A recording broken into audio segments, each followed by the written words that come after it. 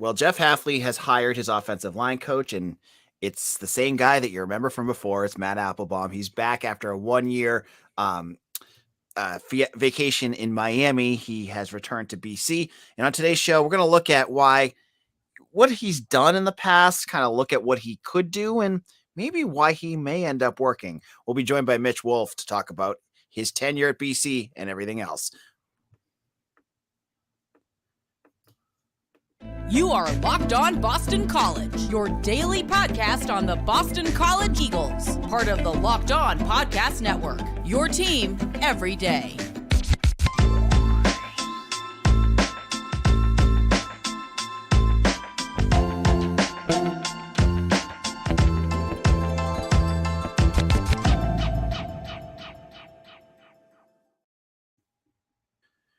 Hey, and welcome. This is AJ Black. I'm the editor and publisher of 247's Eagle Insider. Today's episode is brought to you by FanDuel Sportsbook, the official sportsbook of Locked On. Make every moment more. Visit FanDuel.com/LockedOn today to get started. On today's show, we're going to look at Matt Applebaum, and if I want to dive into what he's actually done and look at the stats and analysis of what he could bring to BC, there's no other person I'd rather bring in than Mitch Wolfe, staff writer at Eagle Insider. Mitch, how's it going? It's going well. I'm excited to talk about this. I've been doing a lot of research into this topic over the last few days. Although it did make me nostalgic for the Coach Googe tweets because, I was going back through them and I was like, these tweets are still electric, almost a year later. And obviously we know it didn't go well, but I was like, man, these were some really funny tweets. So while we're talking here about Matt Applebaum, there has been no hire I can think of in recent memory that has been more divisive than the rehire of Matt Applebaum. Fans have not been happy, and there has been a lot of disappointment. There's been a lot of speculation and rumors too. Like, I think a lot of folks are thinking, Hafley struck out on all these other people, and Hafley didn't get it. No one wants to coach at BC and blah, blah, blah, blah, blah. I'm here. As I said, and I'll stick with this, but this and the potential offensive coordinator hires kind of make me feel a little underwhelmed because, as I said, my goal was for Hafley to get a fresh set of eyes on this offense, and we're not going to get any of that. But starting with the offensive line, it's a guy that had mixed results, and we'll talk about that a little bit now. So, Mitch, let's get into this. Matt Applebaum, what do you got? Yeah, so I do agree with some of those contentions about being disappointed that Hafley couldn't get some outside eyes. I'm going back and forth on whether it's a grander indictment of the program as it stands. I think that there is some validity to saying, people, like you've said, there are only so many Power 5 jobs out there. But there probably is some validity to, coaches not wanting to, jump on a possibly sinking ship. There could be some validity to them, not having a lot of familiarity coaching in the Northeast or recruiting in the Northeast. So, there's a lot of variables that go into that as well. So, and I think there's some validity to it, like I said. But to take the other side, I feel like I'm like one of the biggest, and I guess by default, like Matt Applebaum defenders, because I think people and perhaps we as the people who cover the team played into this, but I think there were some unrealistic expectations for what people thought the BC offensive line and probably just offensive lines in general how well they should have performed. So if you think about all the things that went into the 2 years that Matt Applebaum was there, the first year he's there, you've got 4 guys returning who are starters, and you've got Christian Mahogany coming up as the other starter. And the problem is that offseason, obviously that's the COVID offseason when, you have guys that are working out at home, but they're not on campus. They're not practicing together. They're not training together. They're not getting out on hand coaching. And they're also all switching positions. The only one who stayed in his former position was Alec Lindstrom. Everybody else was moving around.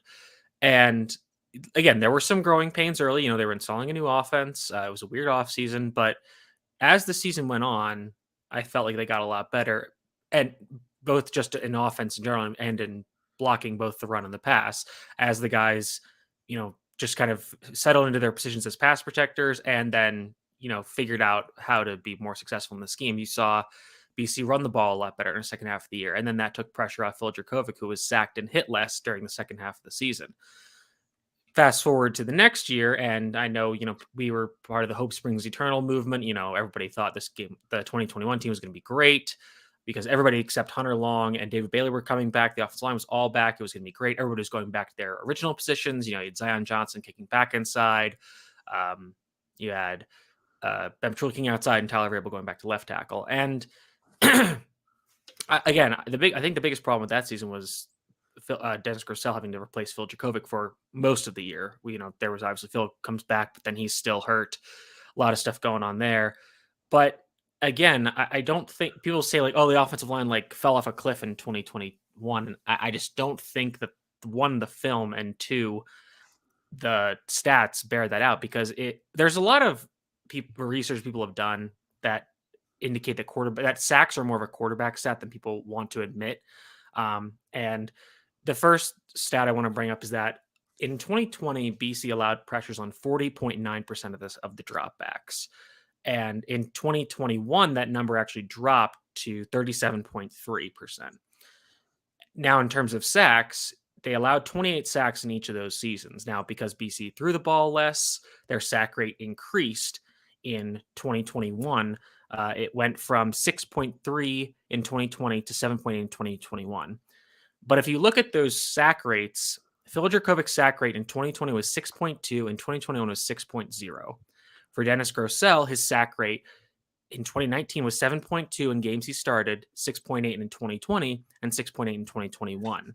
So you see how sticky these sack rates are. So you can, maneuver the numbers around, but the point is that, quarterbacks are getting sacked kind of at the same rate, regardless of the offensive line. The pressure numbers can vacillate. And like I said, the pressure numbers actually decreased in 2021. They were allowing fewer pressures.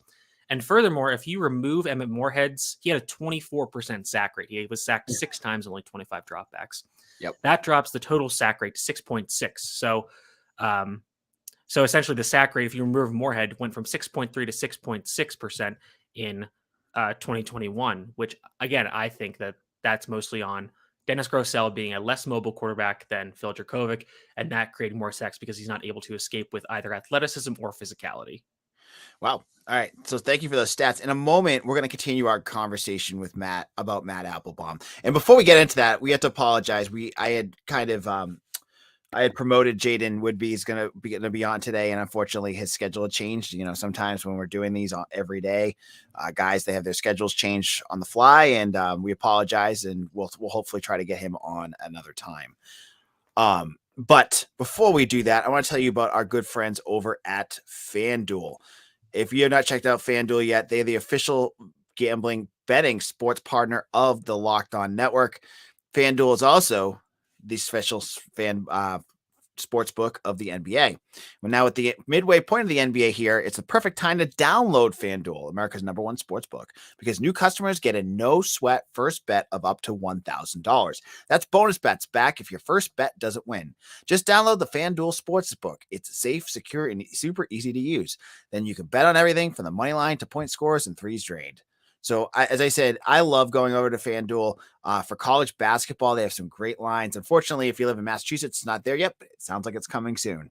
So head over to FanDuel right now. It even lets you combine your bets for a bigger chance of a bigger payout with the same day game parlay. So don't miss the chance to get your no sweat first bet up to $1,000 in bonus bets when you go to FanDuel.com/lockedon. That's FanDuel.com/lockedon to get more. All right, we are here with Mitch Wolfe talking about Matt Applebaum. And I think what I liked about one thing that I was interested in today was some of the comments that players and former players made about Applebaum. And I know they're press releases, but I love to read one. Here's Zion Johnson's take, who's now with the Los Angeles Chargers. Coach Applebaum knows what it takes to forge a top-tier offensive line and develop talent for professional football. I'll always be grateful for his mentorship and helping me reach my goal of being a first-round pick and playing in the NFL. And we'll get there's a couple other quotes. We'll get to those later. But Mitch, continue on what you were kind of talking about. You were talking about sack rate, and I know you have some more things that you wanted to bring up about Applebaum. Yeah, so specifically with Zion, if you think about him, in 2020, he has to play left tackle. And like I said, that season kind of started rough for him because that's not his natural position. He's learning how to play a new position. And he by the end of the season, he's fine. Like he's serviceable as a left tackle, which for a guy his size is pretty surprising. Then in 2021, he moves back inside the guard and he's absolutely dominant and parlays that into being a first round pick. And again, I still think that's a big part of that is because of Matt Applebaum's coaching. Like I think he knows what he's doing.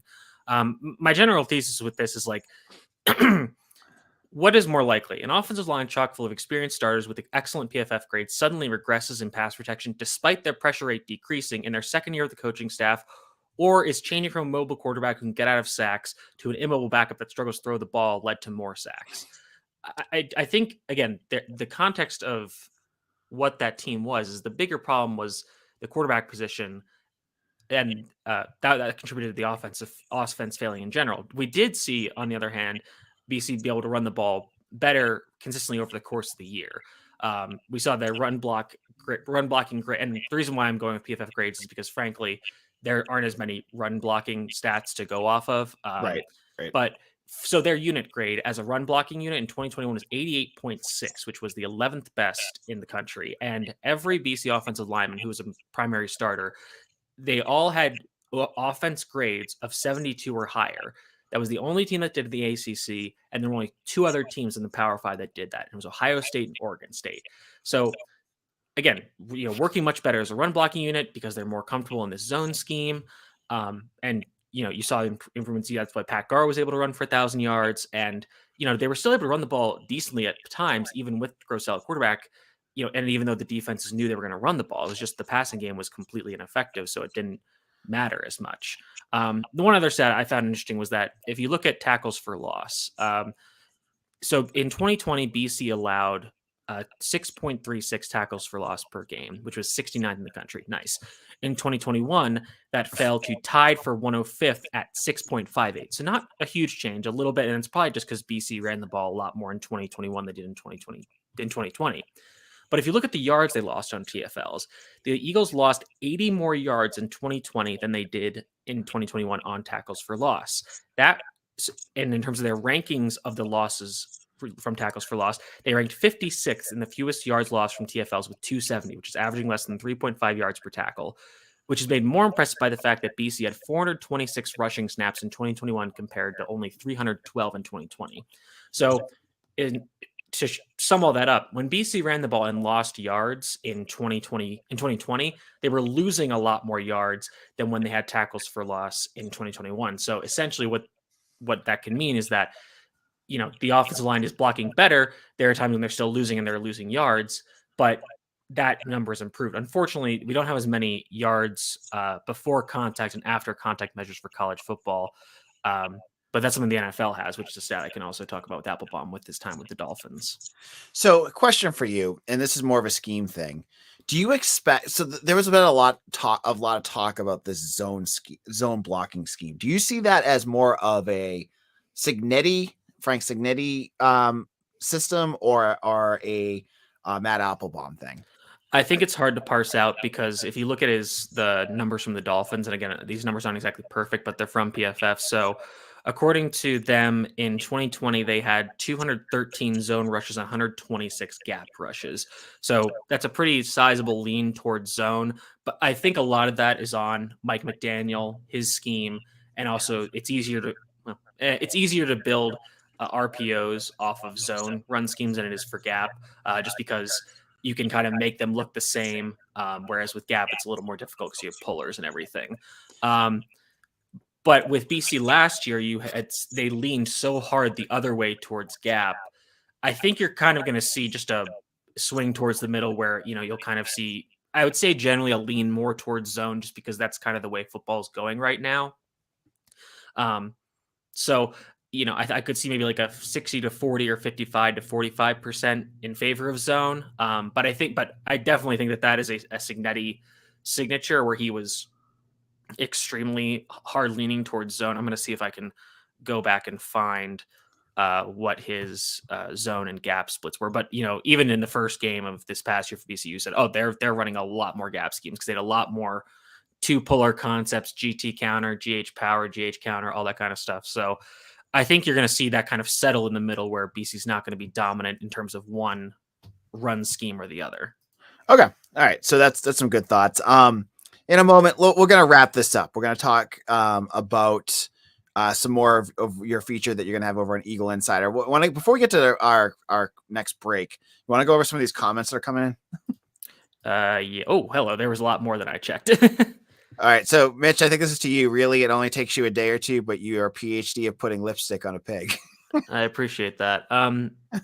So the reason why I do this is because it's more interesting to at least positively prognosticate. Because if I just say, "Yeah, this hire sucks," then Doesn't there's leave not you much much else to to say. go. Yeah, doesn't leave like you we're anywhere in to the go. business of content creation. We have to, have debates, make things interesting. So yeah, I mean, I'm trying to see if there's a way that if it's positive, and if it's negative, then I mean, I think I've said this before that if this year doesn't go well, everybody's getting fired anyways. So that's just kind of how it would end. I don't know how much more I can say. I've said it like on 4 straight podcasts that I find these hires underwhelming. So again, as you said, like we do a daily podcast, and I can't do a podcast every day. This sucks, this sucks, this sucks, this sucks, because no one would listen. Yeah. It would be the most depressing podcast ever. And I know being a Boston College fan could be very depressing, but you have to spin it sometimes. And that's what we're doing here. and I do believe that there is some positives here. It's not an Eeyore moment in my eyes. Yeah, and like the other part of this is like when he got hired away, a lot of people were super happy because they felt the offense struggled, and that was Applebaum's fault. And I still thought Cignetti was fine, and I thought I was like, if he's going to leave, that's fine. But I was a little more disappointed when Applebaum left, and I got why. I was surprised that he was getting that jump up because again, BC's offense struggled. You usually don't see guys who are on struggling college teams get picked up by pro teams, especially because Applebaum had no NFL experience except as a offensive assistant before that year, and he had no connection to McDaniel as well. But a lot of people were rejoicing, and I was like, listen, when you are changing coaches, a lot that introducing that variable of change can lead to really bad things. And again, this year it's a bit of an outlier because of all the injuries, but I think it's fair to guess that had Applebaum stayed, I think the offensive line might have performed a little better than they did this past year. Right. All right. And then I want to put this one up because I feel like this one's a shot at you. Eyes don't lie, data can. I mean, I remember watching all those games the year in 2021, and I was like, listen, the offensive line is not, and the offensive line is not the biggest problem. And I sure some games they weren't blowing people off the ball. Some, other games they were. Sometimes they were really rock solid pass protection. Sometimes they weren't. There were times when Jack Conley had to come in and he was getting his butt whooped against Syracuse and Louisville. Yeah. So, I'm watching these games too. I watched all those games that year, and I'm just, data is easier to find. All right. In our final segment, we're gonna take a trip down to a trip down to Miami and look at what Matt Applebaum did in his 1 year with the Dolphins, and look at if it was a disaster, if it wasn't, and what other lessons we can learn. This is something you're gonna want to hear about. We'll be back in just a moment. This is Locked On BC. AJ Black here, and we are talking. This is a whole episode about Matt Applebaum. This is fun. I got a compliment last week from my station manager or channel manager, who was very excited that I did a whole episode on kickers. You know what? Football, BC fans get crap for not being good football fans, but the moment that this podcast goes to anything other than football, my numbers drop. So I will talk football till my face turns blue, and we're about a week and a half away from spring ball. So you better believe we're gonna be talking football for the next month and a half. Especially with basketball looking like the way they are. All right. So Applebaum, he leaves and ends up in the NFL. And no, he was not fired. I see that a lot too. He was not fired by Hafley. He left. He got a promotion. He got to go to the NFL. So he goes there. He lasts a year. Mitch, talk about what you've read, what the statistics you found about his time coaching the line that got Tua blown up a bit. Yeah, that was interesting because, you see all this stuff about Tua getting hurt all the time, and he was in concussion protocol for months or something in the offseason, which was crazy. And I kind of went into this expecting the offensive line to be really bad, but it frankly wasn't as bad as I expected, especially in the run game. If you look at, this is the stat that I find most interesting. So if you look at yards before contact per rush, that's kind of what that means is kind of you translate that to being this is the yards that are created by the offensive line. You know, how much can the running back get before he gets touched? And a lot of times they're getting touched right at the line of scrimmage. So, you know, it can be not the best measure, but that's kind of one of the few ones we have to measure offensive line. And the Dolphins last year averaged 1.59 yards before contact per rush, and that ranked 16th in the NFL according to True Media. And that was right below the league average of 1.62. And then they averaged 2.73 yards after contact per rush, which that's more about the running back than the offensive line, and that ranked 20th, so below average. So essentially, you know, I would say their offensive line was average in run blocking. If you look at their overall PFF grade of run blocking, it was 69.9, again, nice, which ranks 7th. So that's pretty good. But again, I don't love those unit grades, but it's just another, you know, measure you can put in there. Like I said, they were pretty zone heavy. A lot of that was the RPOs, and a big reason for that, that also helped actually protect Tua, because if you look at the numbers, actually, the Dolphins were tied for the 9th fewest sacks in the NFL with 35, and they had the 10th lowest sack percentage at 5.7%. So, and it's funny because those numbers say that, but then they were 29th in pass blocking grade at 59.3 according to PFF. And the reason for that, I would imagine, is because if you look at their pressure rate, it was 34.1%, which was the 15th highest number. So, you know, again, PFF kind of cares more about the pressures than the sacks because, you know, again, the sacks matter more in the stat sheet, but, you know, in terms of what's consistent, it's the pressures. And this is interesting because they faced the 3rd lowest blitzes faced per dropback, which means 5 or more rushers. And that was at 18.8%. So they weren't getting blitzed a lot. To it, and the other guys don't really scramble that much. They ran a lot of RPOs. They had the 2nd most play action passes according to Pro Football Reference at 199. So, you know, very heavy play action offense. They use a lot of motion. I'm kind of just hoping that in general, if Applebaum is going to help kind of with the general creation of the offense and structuring it with the new offensive coordinators, you know, he can kind of bring some of these schemes from Miami, the Shanahan / McDaniel tree, where, you know, incorporate some more motion. Find the one thing I've been rewatching Emmett Morehead as well recently, and one thing that he is actually quite good at is RPOs and quick passes, quick decision making in the quick throwing game. And I think that bringing Applebaum back might actually have been part of that, because saying, hey, you can introduce some of these concepts to a guy like Morehead, who that's an area where he excels. And that is something where, again, you can have these easy throws that build your quarterback's confidence and keep the offense on schedule, as opposed to having these, you know, hard play action passes deep down the field where you're putting your offensive lineman in a tough situation and you're risking your quarterback getting pressured and hit a lot more. So I'm hoping that, you know, I think this co-offensive coordinator thing is going to be kind of interesting, because I think you're going to see, obviously, I think Chud's going to be probably the play caller. I think you're going to see Shimko be kind of the liaison or middleman between him and Morehead. And because a lot of the stuff you see about quarterbacks and coaching these days is about finding the plays that your players like the most and they trust the most. And so essentially, you know, I think Morehead will say hey, or I think, you know, Chud will come up with a game plan, and then and Shimko will go to Morehead and say okay, here's kind of what we want to do. What are the plays that you like? And then they'll kind of circle those plays. Okay, these are the good ones. Because again, I think I mentioned this a while ago, but unfortunately, real college football is not like NCAA, where you just have 350 plays and you can choose from any of them all the time. You got to, you know, pick out 50 to 100 of them for any given week and say okay, these are the ones we feel really good about based on our week in practice, based on the opponent, and based on what our players like doing. All right, so we're almost out of time, Mitch, and you've done such a great job of explaining his history. I'm going to put you on the spot here.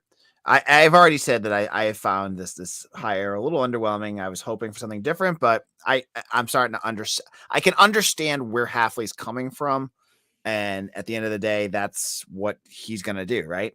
But I'm going to put you on the spot. What would you grade this hire?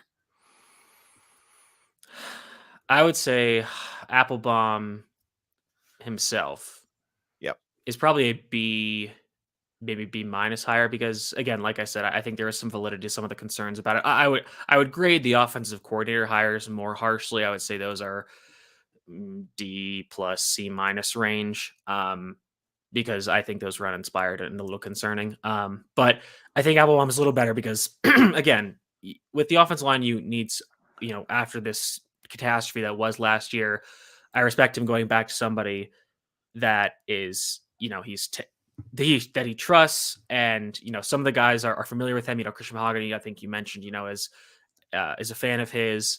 Yep. So he's obviously helped recruit some of the guys that played last year. Guys like Ozzie Trapilo or Drew Kendall and those kind of guys. So he has an excellent relationship, and again, that's something where this is why I wasn't the biggest fan of them firing McNulty in the first place, because again, I don't love introducing change unless there's a catastrophic failure or some kind of off the field reason where a guy needs to be fired. And frankly, I would say that the catastrophic failure of the offensive line was why I was supportive of Gouge being let go. But again, because I saw like glimmers of what the offense was trying to do under McNulty, and I would rather give him better support and have him build that relationship with Emmett Morehead, because now this is Emmett Morehead's third offensive coordinator in his 3 years at BC. Right. And that's something that whenever you talk to quarterbacks or even just players in general, like learning so many systems in so little time is something that is really tough. And I mean, even guys in the pros don't like it, but even guys in college, it's even worse because you have less time to be studying your playbook, less time to be practicing and all that. Like I think it was Jason Campbell, the quarterback for the Washington team back in the 2000s. I think going back to college, he had like 7 different offense coordinators in 7 years, including his first few years in the pros. And again, like, who knows what he could have been, but that's just not going to allow your quarterback to develop. So Chase Reddick had how many? Homegrown example. Exactly. So, yep. Just introducing that variable of change that you can't account for. I generally don't like that unless there is a extreme reason where it needs to happen. And, like I said, I was surprised and frankly a little disappointed they let McNulty go, because I thought there were some good concepts he had. Gouge I totally got, and I think bringing back Applebaum to have at least some kind of model of consistency there with a guy that's not going to try to bring in this whole new scheme. It's going to be a guy that is familiar with the players. He's familiar with what they're good at, and hopefully we won't need to see the guys all the way down the depth chart like we did last year, but he can say, okay, like these are the concepts that I know Christian and Kendall and Ozzie, I know these guys can all run them, so let's focus on these and we'll get better at that, and then we can build from there.